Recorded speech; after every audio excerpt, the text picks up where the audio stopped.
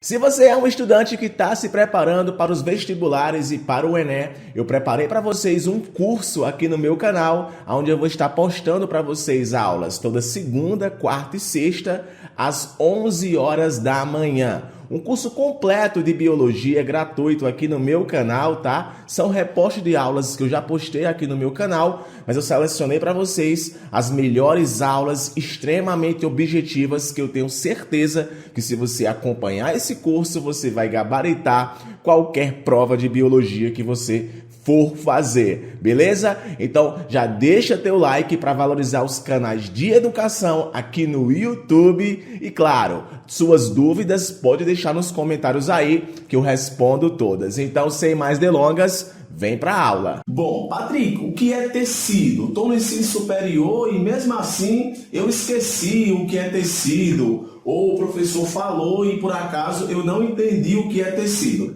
Meu filho, tecido nada mais é do que um conjunto de células. Pronto, esse é o conceitozinho que você vê no ensino fundamental e no ensino médio.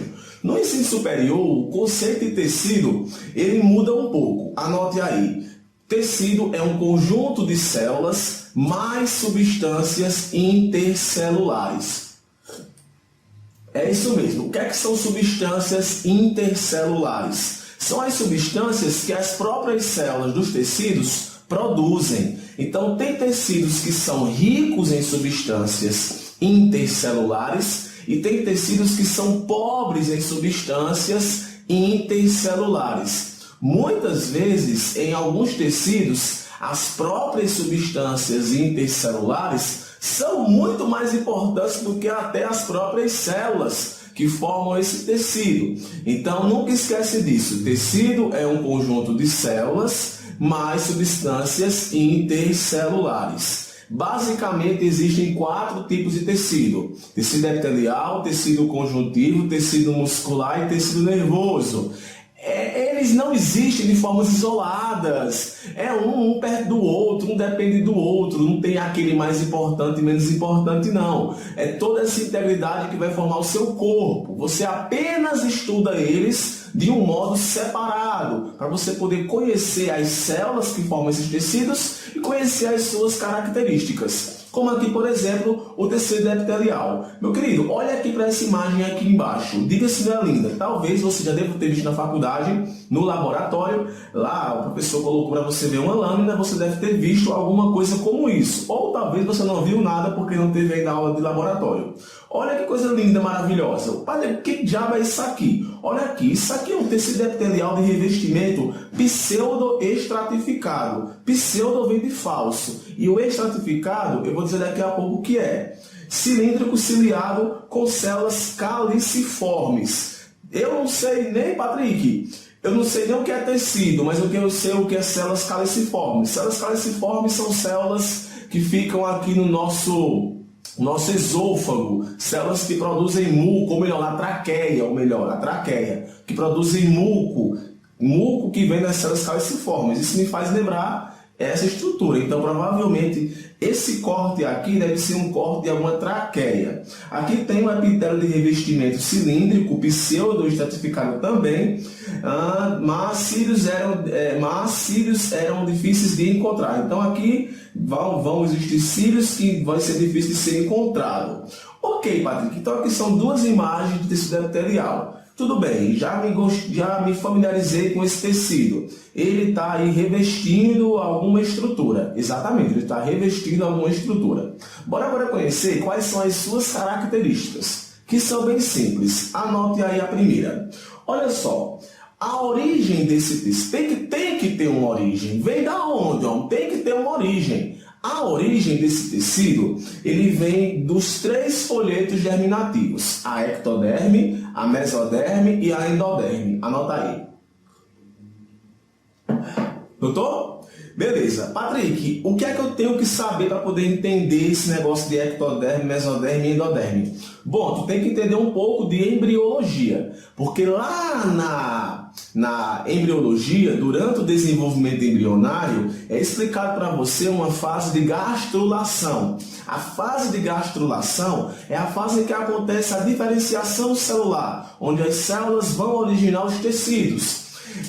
Não é todo tecido que esses 3 folhetos vão originar. O tecido epitelial é um caso especial, onde os 3 folhetos eles acabam aí participando da produção desse tecido. Nas minhas aulas sobre muscular, sobre conjuntivo e sobre nervoso, você vai ver que com eles não é assim. Apenas 1 ou 2 é quem vai estar dando origem. No epitelial aqui, os 3 vão dar origem, beleza? Ok. Qual é a principal característica desse tecido? São 2. A justaposição, que quer dizer que as células estão extremamente aderidas, e essa aderência está relacionada às especializações das membranas que formam essas células, membrana plasmática, tá ligado? Então, justaposição é quando as células estão extremamente aderidas. Apesar de ainda haver espaço entre elas, elas estão muito aderidas. E são avasculares, é um tecido sem vasos, é um tecido que depende de outro tecido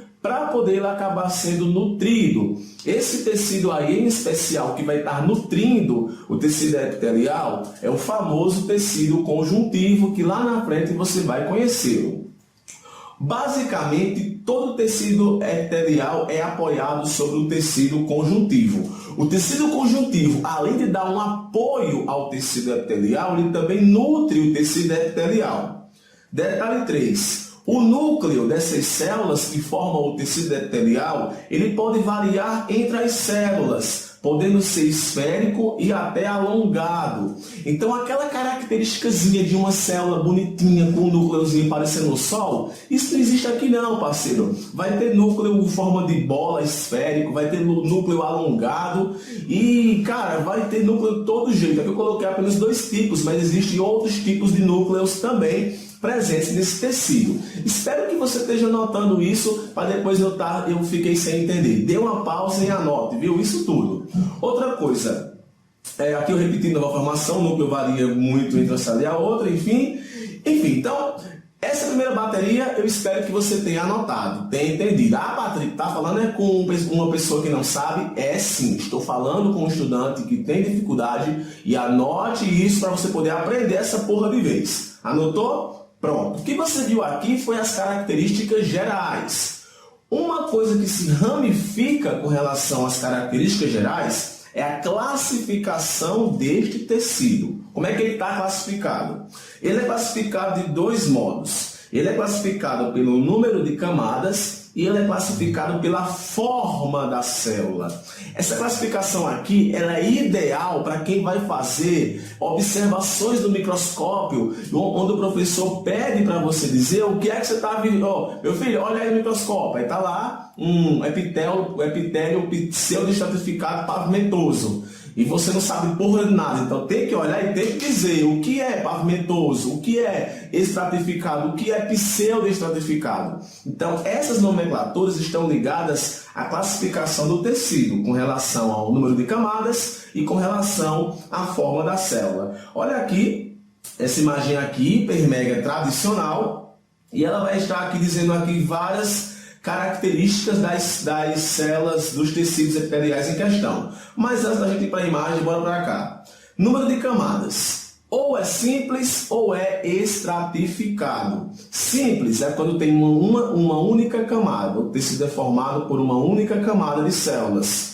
Estratificado quando é formado por mais de uma camada, tipo 10, 15, 20, 25, não sei. Mais de uma camada acaba recebendo o nome de estratificado. E eu tenho ainda o pseudoestratificado, que é aquele que aparentemente parece ter mais de uma camada, mas na verdade só tem uma. Por isso que é pseudo. Pseudo vem de quê? De falso. E estratificado vem de mais de uma camada.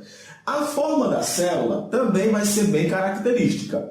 Vai ter a forma cuboide, a forma pavimentosa e a forma prismática. Cuboide vai ser em formato basicamente de um cubo. Pavimentosa, tipo uma rua, um pavimento, um asfalto de uma rua. E prismática vai ter uma forma aparentemente em forma de prisma. Então se liga aqui, A setinha aqui está apontando aqui para essa parte aqui do nariz desse cara aqui. Aí aqui tem um epitélio pseudo-estratificado. Note, uma camada, se é uma camada, ele é simples, só que parece que ele tem mais de uma camada. Então ele é pseudo-estratificado. E assim você vai ver os outros. Olha aqui, ó. Aqui, eu não sei se aqui é o rins. Acho que aqui é o rins. É o rins, ó. Epitélio cúbico simples. Opa, se é cúbico, então é a forma das células que formam de cubo. Se é simples, é porque só possui uma única camada. Então é assim que vai ser classificado, meu filho, esse tecido. Não tem do que você se perder aqui, não. Agora, se liga nas imagens de microscópio. Pá! Tu se deparou com essa imagem aqui no microscópio. Patrick, que molesta, que porra é isso aqui? Bom, olhando para cá, rapaz, é um epitélio de revestimento, né? Como eu posso ver aqui provavelmente deve ser algum espaço oco, e aqui é o tecido. Aqui embaixo, onde eu estou passando a setinha, é o tecido conjuntivo, e aqui eu tenho um tecido de revestimento. Beleza, se eu reparar aqui, eu estou vendo mais de uma camada. Ó. 1, 2, 3. Rapaz, aparentemente parece que ele tem mais de uma camada. Mas será que ele tem mais de uma camada ou é só uma única camada? Olha só, aqui, gente, é um corte do esôfago. É um tecido epitelial de revestimento, como eu falei, e ele é estratificado, ou seja, ele possui mais de uma camada. Olha como ele é lindo. Ele é pavimentoso porque as células estão em formato de pavimento. E eu aqui está complementando, dizendo que não é queratinizado, porque não vai haver a presença de queratina, que é uma proteína muito importante que as células, principalmente algumas células específicas, produzem. Eu não vou dizer aqui o nome da célula para poder não me confundir. Mas a queratina é uma proteína muito importante aí para a questão de controle osmótico do nosso corpo, viu? Olha só aqui outra imagem aqui bem interessante. Essa imagem aqui, ela já vai mudar um pouquinho. Você já viu aqui o nome, né? Estratificado e o do, então você já viu que é um pseudo-estratificado. Aqui é um epitélio da traqueia, tá vendo aqui, ó, células caliciformes. E é um tecido epitelial pseudo-estratificado. Então, geralmente, o professor ele vai estar colocando para tu essas imagens para tu poder analisar e dizer o que é. Ano passado, 2016, eu recebi várias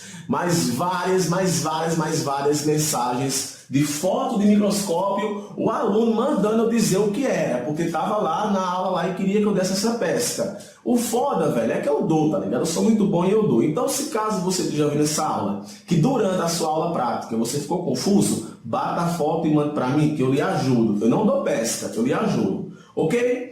Bom, agora o que você vai conhecer é uma outra coisa. Eu falei agora há pouco que o tecido epitelial ele é avascular. E quem nutre ele é o tecido conjuntivo. Isso ficou claro, não ficou? Beleza. Outra coisa que eu falei é que existe uma justa posição. As células estão extremamente aderidas. Então, as células do tecido epitelial, elas se aderem entre si e também se aderem com as células do tecido conjuntivo.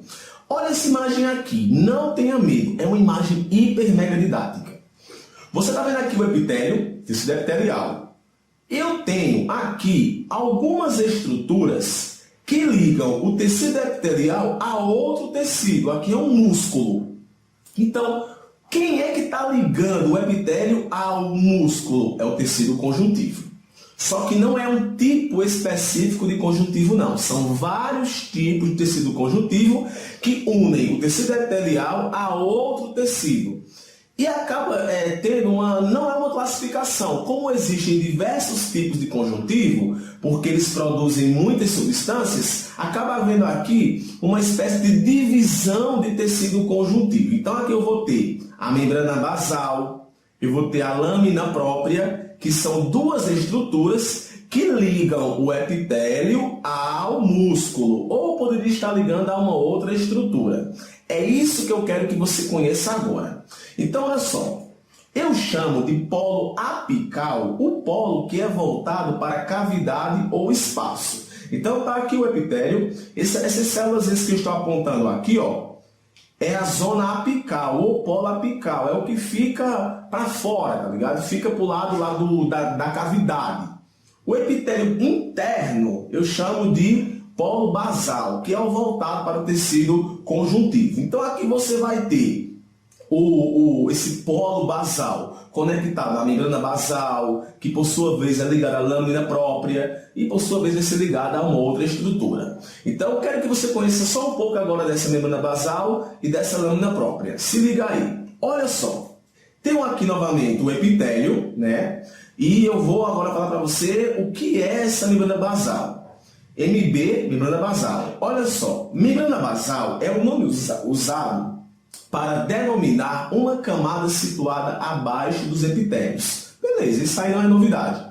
No entanto, ela vai ter várias funções, ela não vai estar só ligando não. Ela vai ter a função de aderir o epitélio, ela adere o epitélio ao conjuntivo e o conjuntivo a outro tecido. Ela vai ser uma barreira permeável, ela vai estar ajudando na questão da nutrição do tecido epitelial e ela também vai estar aí no controle da organização e diferenciação celular. Isso porque diversas células do tecido conjuntivo propriamente dito vão estar por aqui. Então, células do tecido frouxo vão estar por aqui em todos os lugares. Então, essas diferenciações muitas vezes vão estar acontecendo aqui nesta região. O ideal é que você note aí o que é essa membrana basal. Olha só, a membrana basal, ela, na verdade, ela é formada por duas lâminas basais. Membrana basal é como se fosse toda a estrutura, que é feita por lâminas, as lâminas basais. Então se liga, essa lâmina basal ela é formada basicamente por moléculas como colágeno tipo 4, com a proteína laminina, que é uma proteína de aderência, e uma outra proteína de aderência, que são as proteoglicanas. Essas células que vão estar aqui presentes vão ser ideais para poder ajudar na diferenciação de algumas células que vão existir aí, a síntese sintetizada pelas células do tecido epitelial, algumas moléculas, não todas, vai ter moléculas que vão ser produzidas pelas células do tecido conjuntivo e algumas moléculas vão ser feitas pelas próprias células do epitélio. E a função é a ligação do tecido epitelial com o tecido conjuntivo. Olha para cá. Então isso aqui é o que vai formar a lâmina basal. Na superfície de contato entre as células epiteliais e o tecido conjuntivo subjacente há uma estrutura chamada de lâmina basal. Patrick, é o mesmo conceito de membrana basal. É o mesmo conceito, porque a membrana basal, ela é, como eu falei agora há pouco, ela é tudo, ela é o todo. E as lâminas é quem formam essa membrana basal. Ela vai ser uma rede delgada de fibrilas, que justamente o colágeno tipo 4 vai estar participando desse processo. E vai ter papel estrutural, vai ter influência na questão de sais minerais que vão ser importantes para a questão de polarização naquela região, para o transporte, principalmente de impulsos nervosos, vai ter a regulação do ciclo celular, assim como eu falei agora há pouco, na função da membrana basal, e elas vão afetar a transmissão de sinais através da membrana, isso graças à presença de sais minerais, por conta da influência da polaridade. Então essas estruturas são bem importantes para manter a ligação do epitélio com o tecido conjuntivo, beleza?